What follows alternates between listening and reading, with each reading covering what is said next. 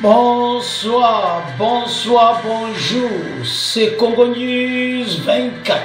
Bande Konanga, comme toujours avant de commencer notre émission, nous disons merci à Dieu, nous disons merci à nos chers abonnés et téléspectateurs qui nous suivent partout dans le monde et en RDC. Bande Konanga, soyez les bienvenus.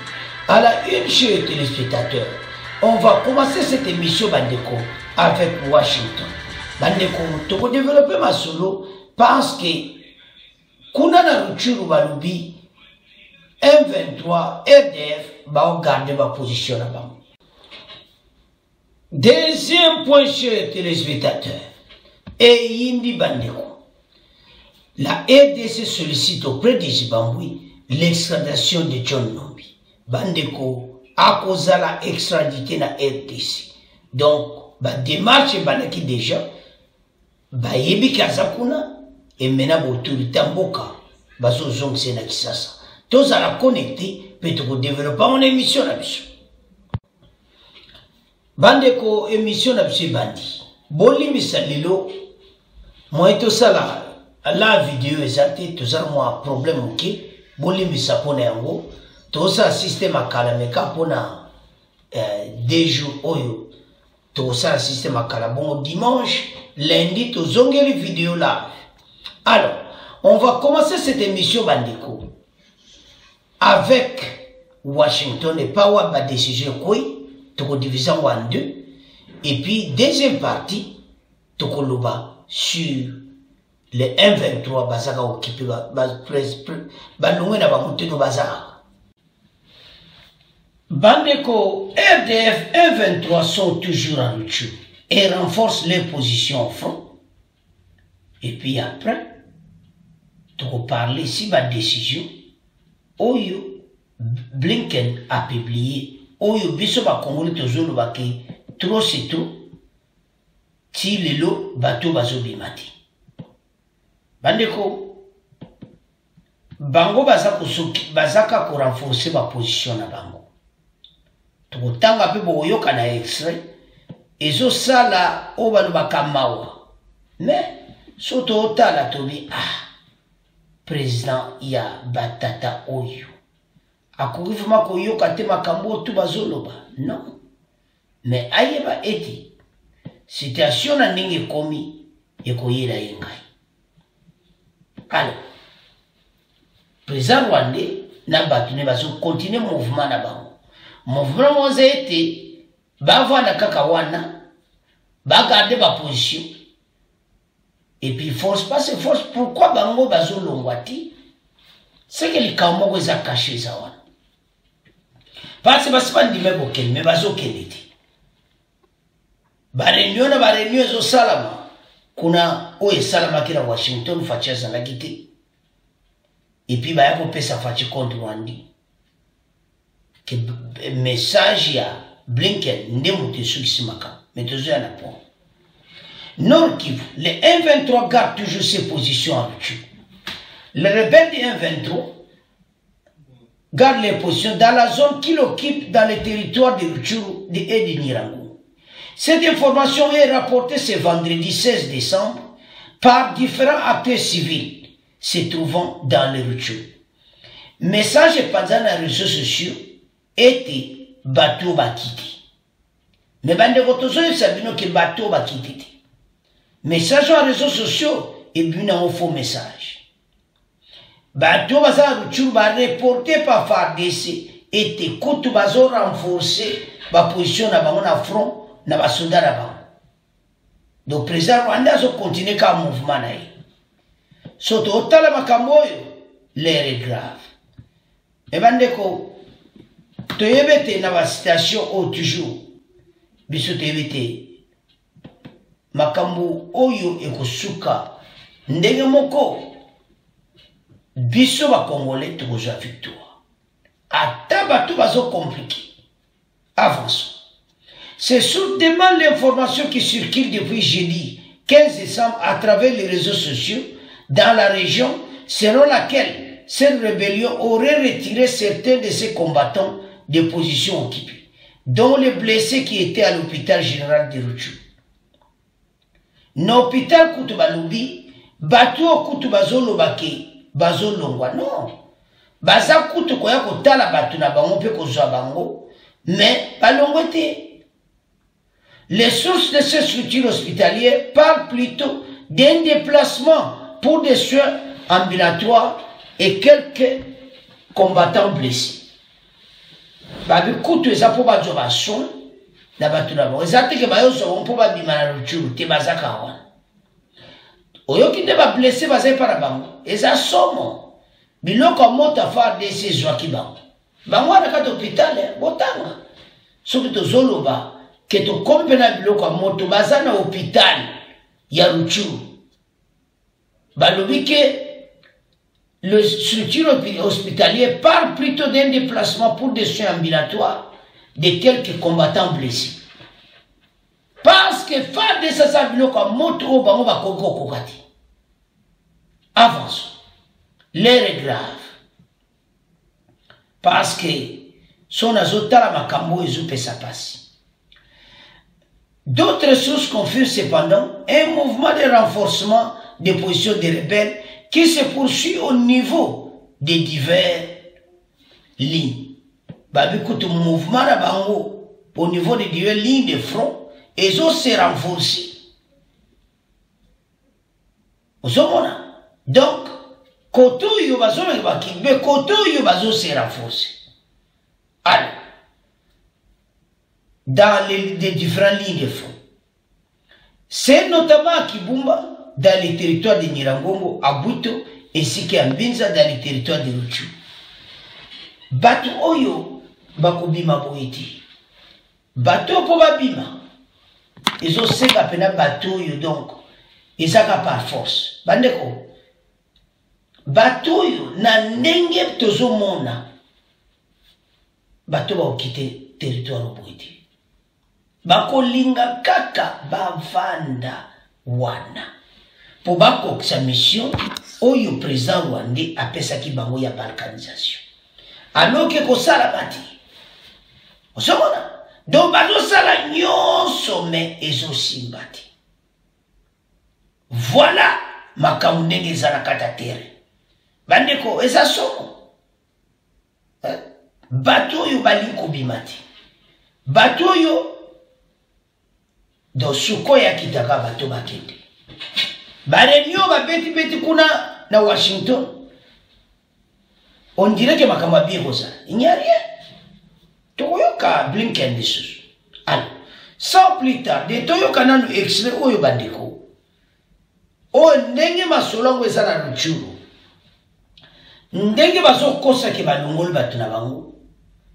Alors que bazo ya ko soigner ba blessé na ba hôpital. Bato hôpital na bazo ya kuda ba ambulance na bato mo bazoki na biloko moto FARDC.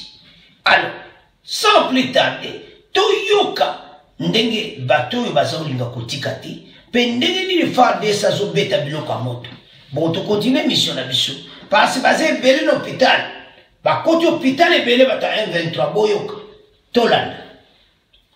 Mesdames et messieurs, bonjour.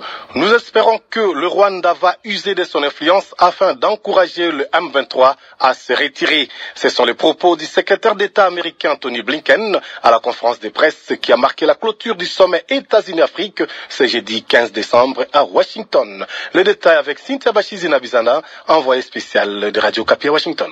Le secrétaire d'État américain a commencé par préciser qu'il s'était entretenu par téléphone avec le président Kagame avant le sommet et avec le président Tshisekedi ici à Washington, et la position américaine est claire. Les États-Unis restent attachés aux résolutions du processus de Nairobi et de la feuille de route du mini-sommet de Luanda. Il faut donc que le M23 se retire des zones occupées, et de ce côté-là, nos yeux sont tournés vers le Rwanda pour qu'il use de son influence afin d'encourager cela, a confié Anthony Blinken. Mais en même temps, toutes les forces militaires non gouvernementales qui se trouvent dans l'est de la RDC, telles que les FDLR, doivent se retirer aussi. Et nous espérons également que toutes les parties impliquées useront de leur influence pour que cela arrive. L'implémentation de toutes ces résolutions reste notre plus grand défi actuellement, a souligné le numéro 1 du département d'État américain. Nous sommes convaincus que les solutions à ce problème doivent se discuter au niveau africain avec des acteurs clés, dont notamment l'Union africaine et la communauté des États d'Afrique de l'Est,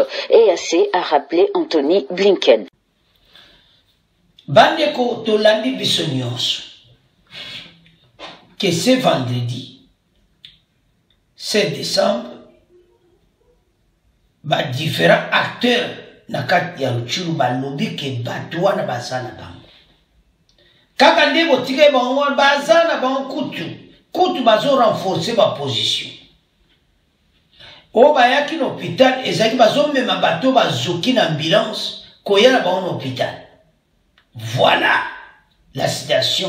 Oyo bazozwa biloko ya moto ya FARDC bazokenda bango na hôpital. Andeko makambo eza minene. Makambo oyo ekosuka boye te. Bango batondi na hôpital ya Rutshuru. Bolandi. Soto esamino ke FARDC akuna biloko ya moto. Comment M23 batondi na hôpital bakoya na ambulance. Parce que bazwaki biloko na bango na bitumba oyo elekaki semaine.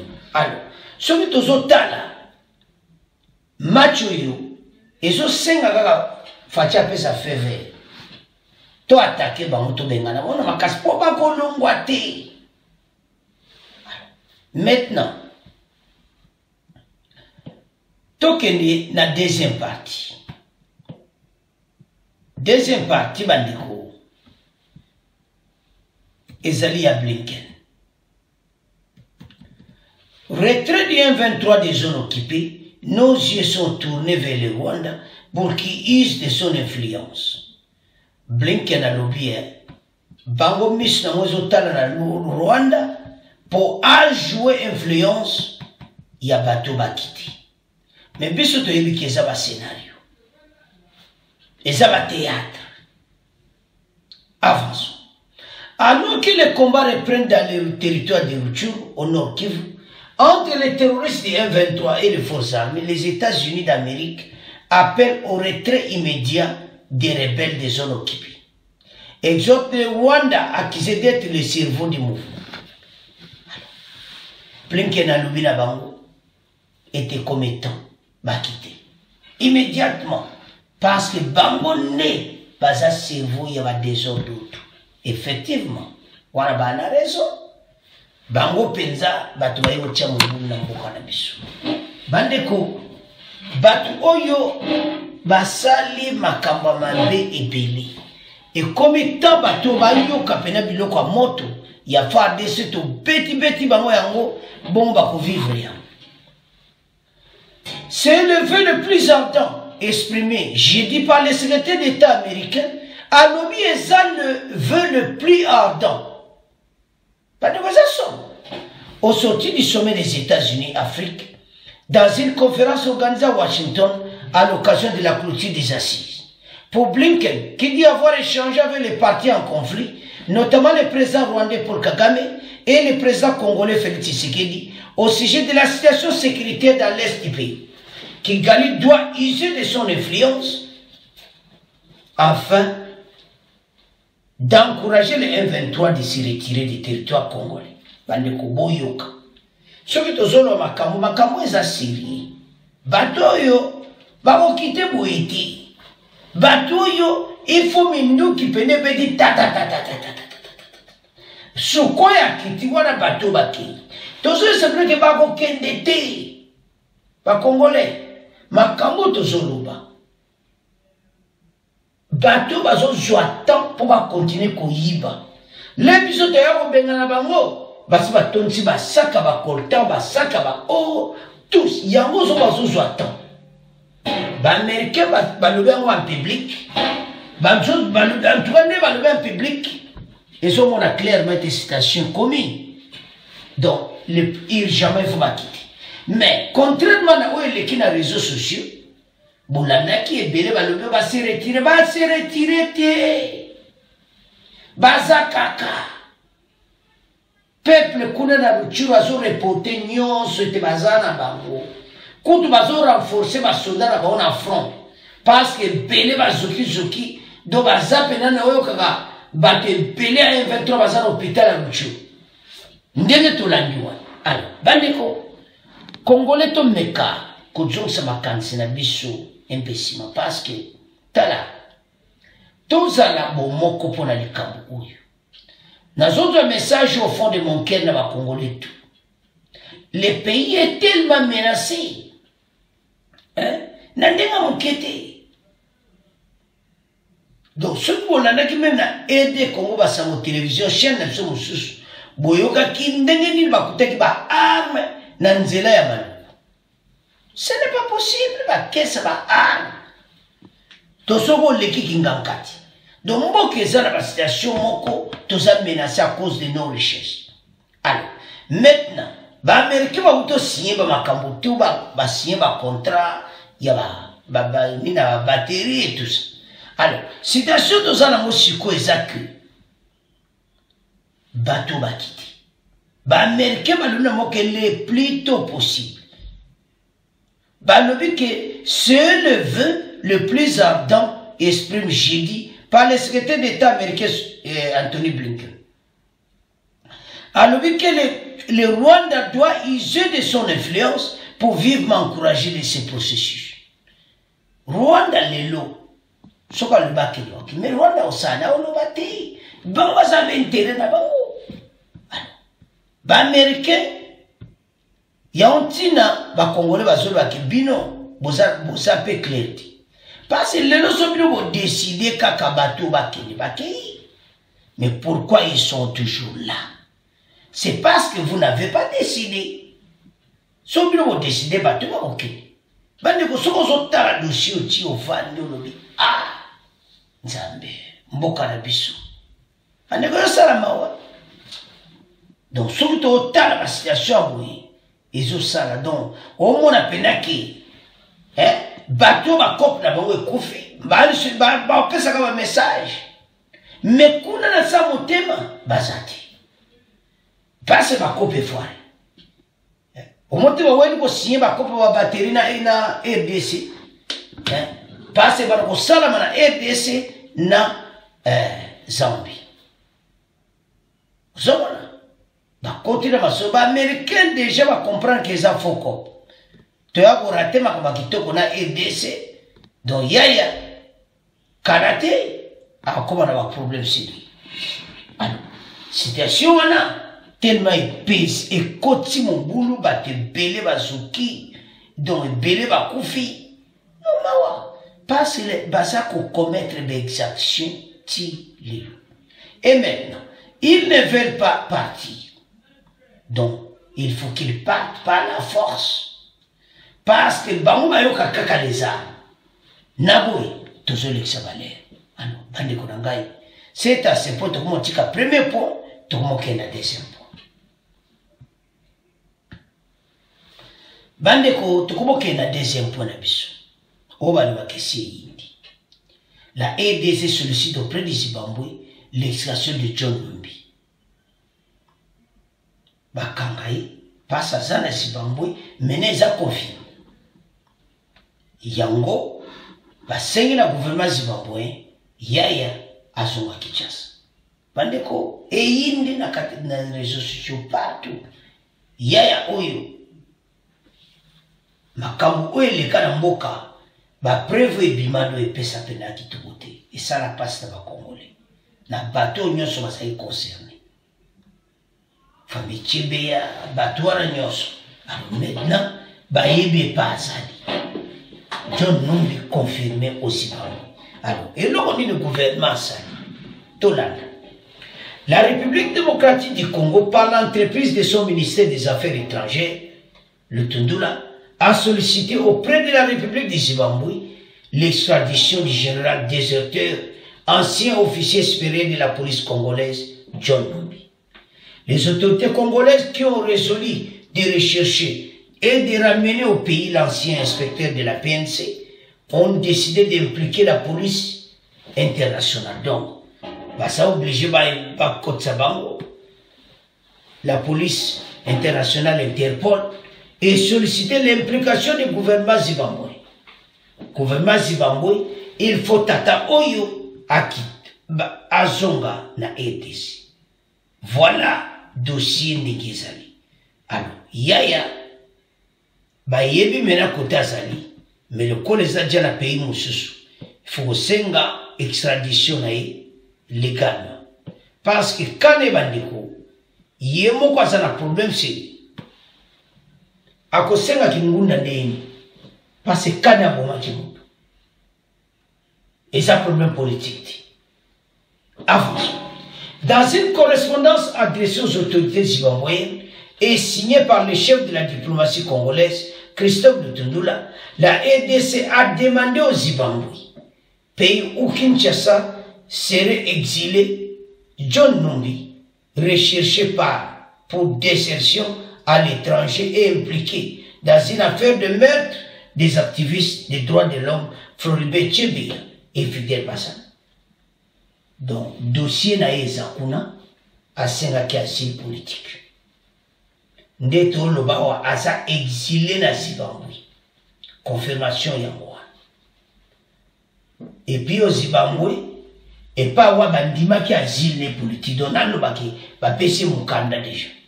Parce que asa soldat oya kono baboyoka. Et maintenant, les baboutwa version à côté. Ils ont sous comment sujet à monter.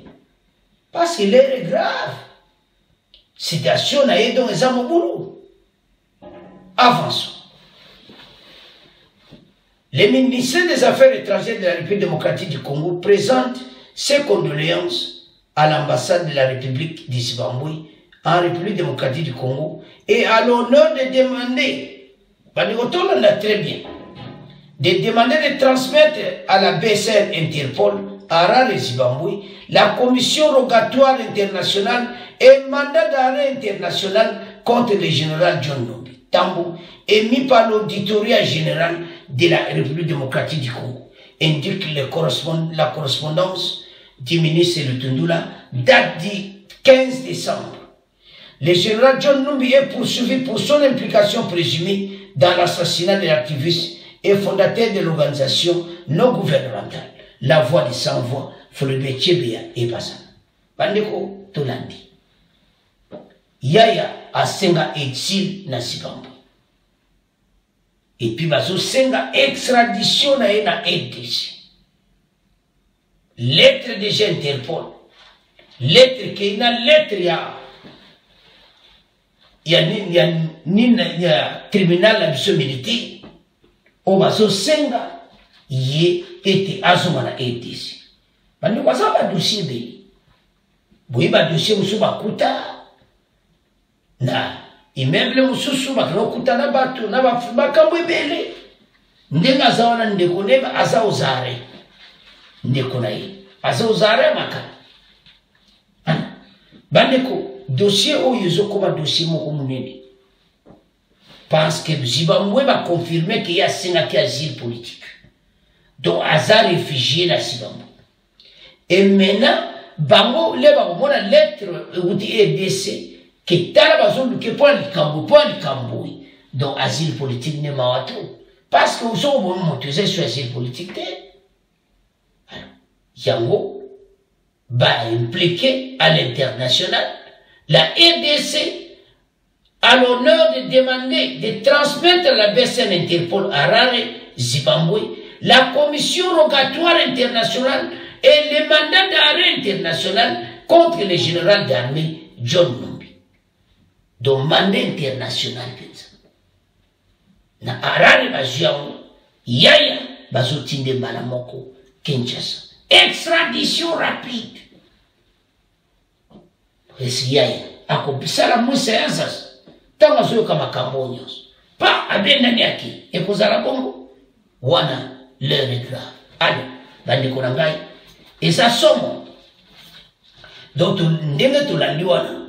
Donc, situation comme que Général John Numbi poursuivi une implication na ye. Donc, yaya bazo sur ce qui sas. Alors, bandi konanga. Bon, partager mission oyo. Bon, limbisa nde to salika système oyo.